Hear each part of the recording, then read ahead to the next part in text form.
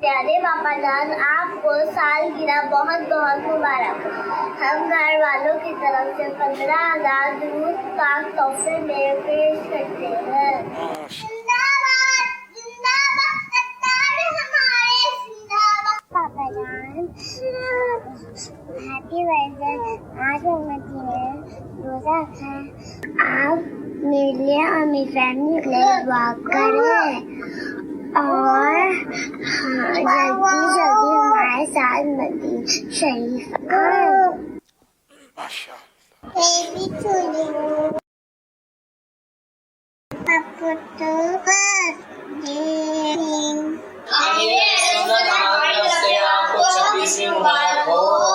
बापा जान, मैंने इस माह मुबारक में एक कुरान पाक खत्म किया है, इसका मैं सवाब आपको भेजता हूँ।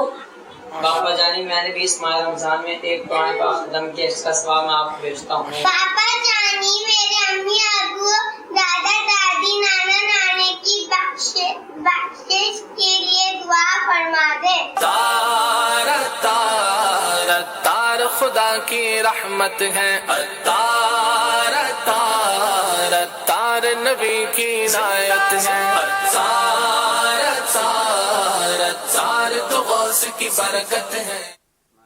सल्लु अलल हबीब सल्लल्लाहु अलैहि वसल्लम। तार पर फजल कर रहम कर